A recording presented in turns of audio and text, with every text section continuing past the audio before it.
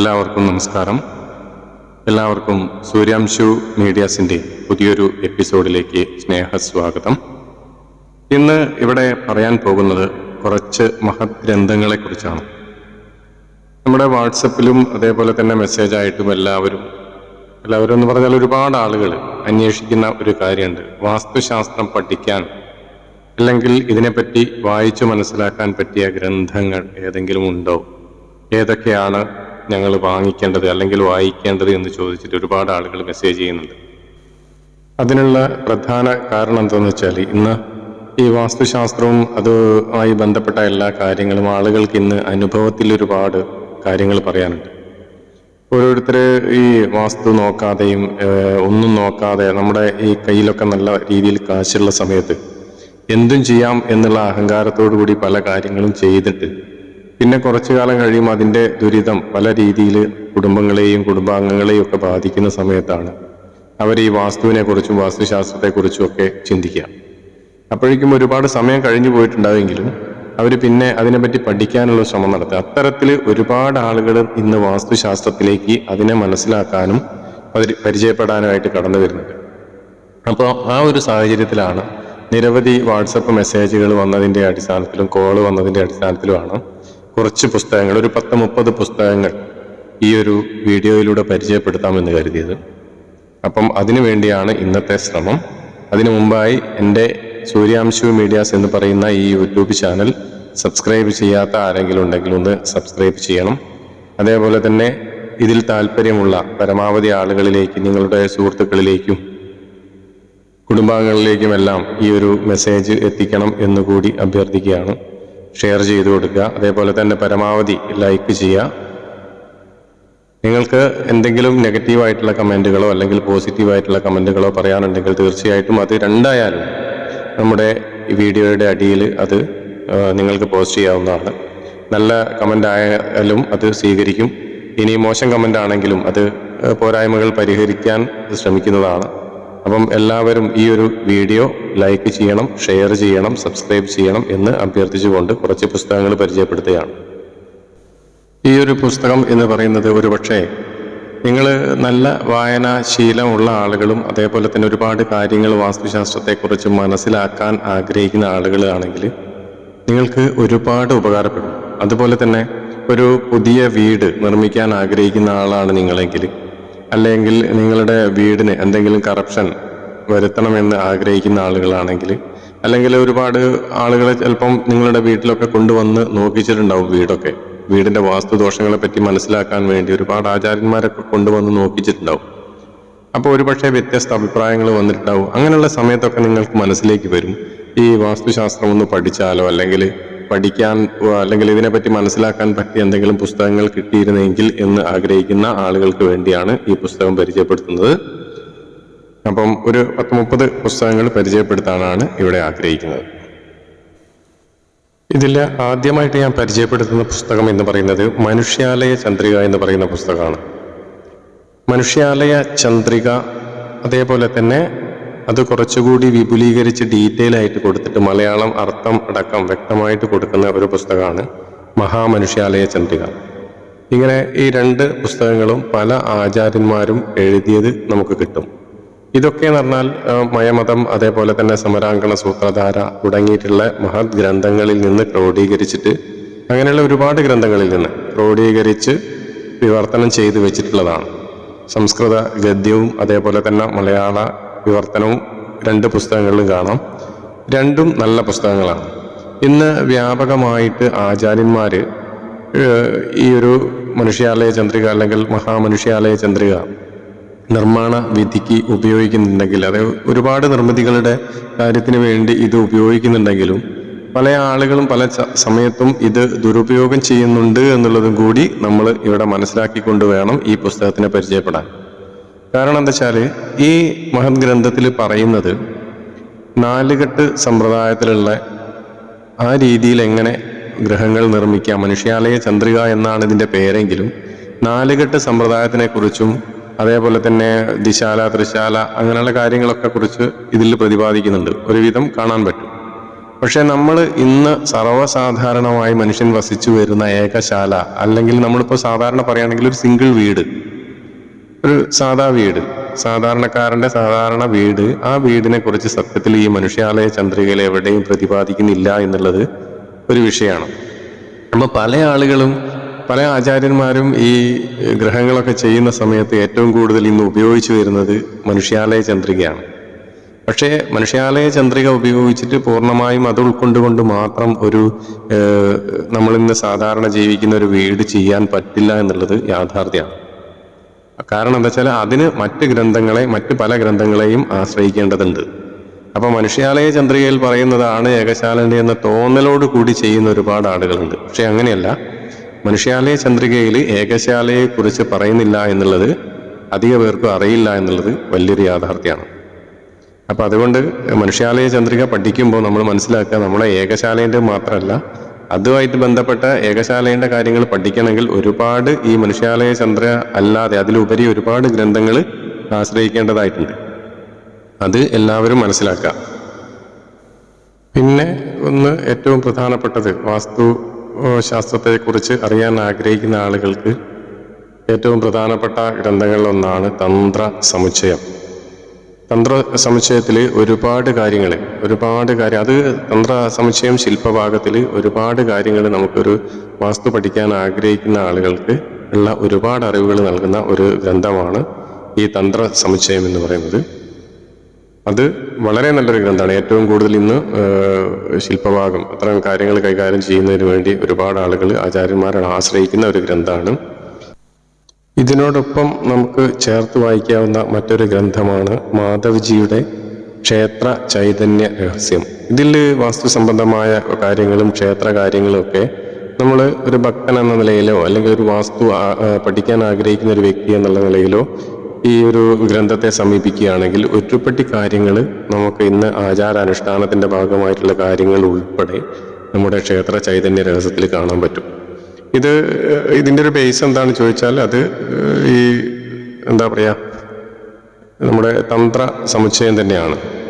അപ്പോൾ അത് തന്ത്ര സമുച്ചയം വായിക്കുന്ന ആളുകളെ സംബന്ധിച്ചിടത്തോളം കുറച്ചുകൂടി ഒരു വ്യക്തതയ്ക്ക് വേണ്ടി വേണമെങ്കിൽ ഈ ക്ഷേത്ര ചൈതന്യ രഹസ്യം കൂടി നമുക്ക് വായിച്ച് കാര്യങ്ങൾ മനസ്സിലാക്കാവുന്നതാണ്.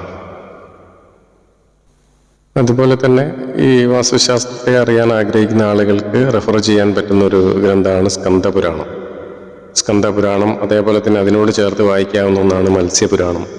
അതേപോലെ തന്നെ ഇതിനോടെല്ലാം ചേർത്തുകൊണ്ട് വായിക്കാൻ പറ്റുന്ന നിരവധി ഗ്രന്ഥങ്ങൾ വേറെയുണ്ട്.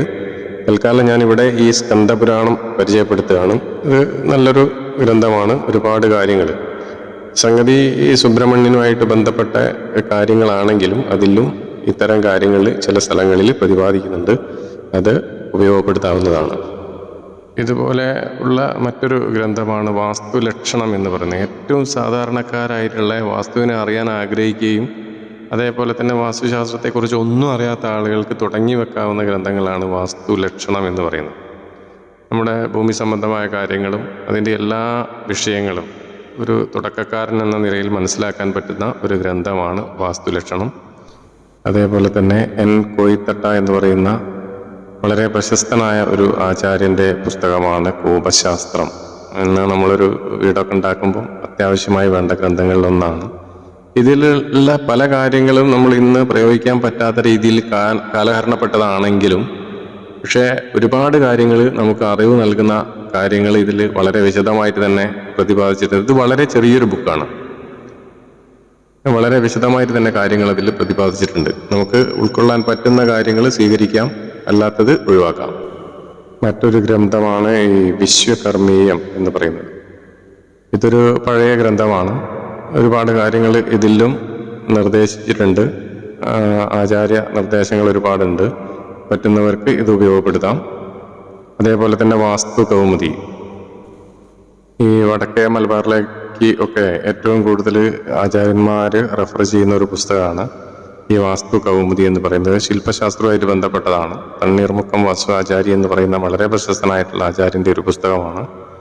ഇതിൽ നിരവധി കാര്യങ്ങൾ, ഒരു പഠിതാവ് എന്നുള്ള നിലയിൽ ഇതിനെ ആശ്രയിക്കുകയാണെങ്കിൽ നിരവധി കാര്യങ്ങൾ ഉൾക്കൊള്ളിച്ചുകൊണ്ടുള്ള ഒരു മഹത് ഗ്രന്ഥം തന്നെയാണ് വാസ്തു കൗമുദി എന്ന് പറയുന്നത്.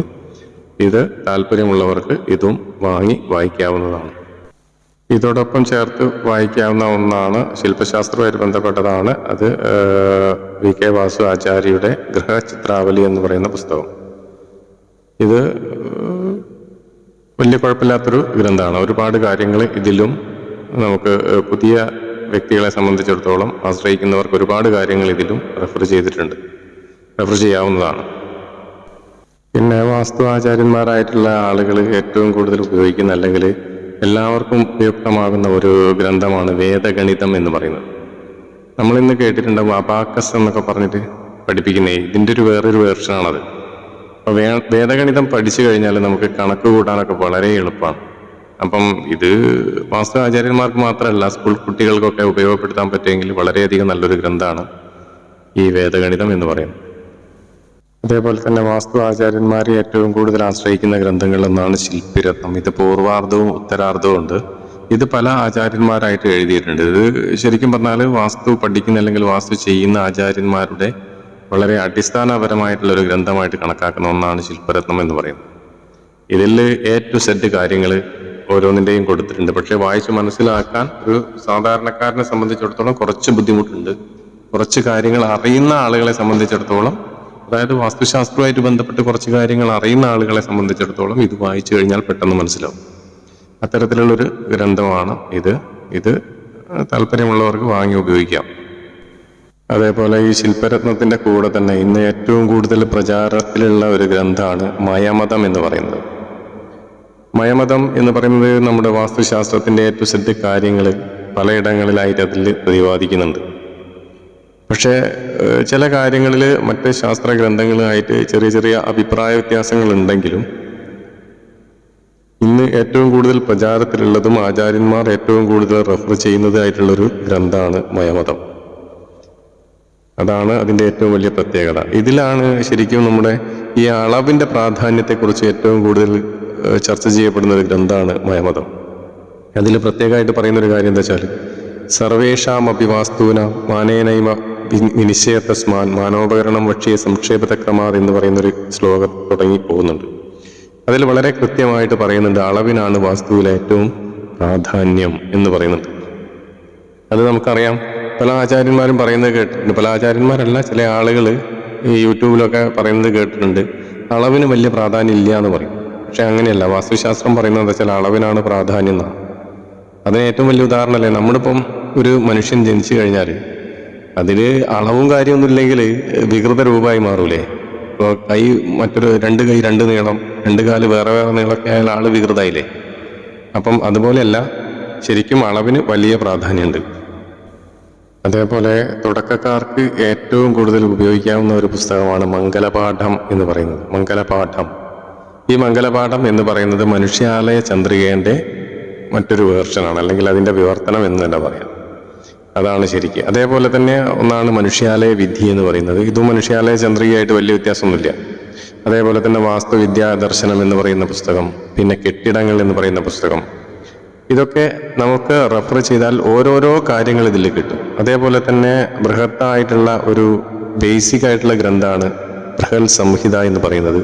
അതേപോലെ തന്നെ മൂല വിശ്വകർമ്മീയം, ഇന്ത്യൻ ശില്പകല, അങ്ങനെ ഒരുപാട് പുസ്തകങ്ങൾ. അതുപോലെ തന്നെ പുതിയതായി കടന്നു വരുന്ന ആളുകളെ സംബന്ധിച്ചിടത്തോളം വാസ്തു സംബന്ധമായ കണക്കുകൾ പഠിക്കാൻ ഉതകുന്ന ഒരു പുസ്തകമാണ് ഗണിത രത്നാകരം എന്ന് പറയുന്നത്. ഇത് കുറച്ച് മനസ്സിലാക്കാൻ കുറച്ച് ടഫാണ്, എങ്കിലും വളരെയധികം ഉപകാരപ്പെടും. ഇത് ഞാൻ നേരത്തെ പറഞ്ഞ ശില്പിരത്നം തന്നെയാണ്. അതിൻ്റെ മറ്റൊരു ആചാര്യൻ എഴുതിയ പുസ്തകമാണ്. വ്യത്യസ്ത ആചാര്യന്മാർ എഴുതുന്ന പുസ്തകത്തിൻ്റെ ഒരു പ്രത്യേകത എന്താ വെച്ചാൽ സംഗതിയൊക്കെ ഒന്ന് തന്നെയായിരിക്കും, വിശദീകരണങ്ങൾ നന്നായിട്ട് കിട്ടും ചില പുസ്തകത്തിൽ. അപ്പം നമുക്ക് പുതുതായി കടന്നു വരുന്ന ആളുകളെ സംബന്ധിച്ചിടത്തോളം അത് നന്നായി ഉപകാരപ്പെടും. പിന്നെ നവീന ഭൂമിജാതകം, അതേപോലെ തന്നെ നിരവധി പുസ്തകങ്ങൾ. ഇതിലൊക്കെ വരുന്നൊരു ബേസ് ഗ്രന്ഥം എന്ന് പറയുന്നത് നമ്മൾ മനസ്സിലാക്കാൻ സമരാങ്കണ സൂത്രധാര, അതേപോലെ തന്നെ മയമതം തുടങ്ങിയിട്ടുള്ള ഗ്രന്ഥങ്ങളൊക്കെ തന്നെയാണ്. അപ്പോൾ ഇതിൻ്റെയൊക്കെ ചെറിയ ചെറിയ വിവർത്തനങ്ങളാണ് നമ്മൾ ഈ ചെറിയ ചെറിയ പുസ്തകങ്ങളിൽ കാണുന്നത്. അപ്പം ഈ വലിയ വലിയ പുസ്തകങ്ങളൊക്കെ വാങ്ങി വീട്ടിൽ ഷോക്കേസിൽ വെക്കാന്നല്ലാതെ ഒരു പക്ഷേ അത് വായിക്കാൻ പുതിയ ആളുകൾക്കൊരു താല്പര്യം ഉണ്ടാവില്ല. കാരണം കുറച്ചും കൂടി വിശദീകരണമുള്ള പുസ്തകങ്ങൾ കിട്ടുകയാണെങ്കിൽ അതായിരിക്കും നന്നാവുക. അതുകൊണ്ടാണ് ഈ വിവർത്തനങ്ങളും അതേപോലെ തന്നെ തർജ്ജമ ചെയ്ത് എഴുതിയ മറ്റു പുസ്തകങ്ങളൊക്കെ ഇവിടെ പരിചയപ്പെടുത്തിയിട്ടുള്ളത്.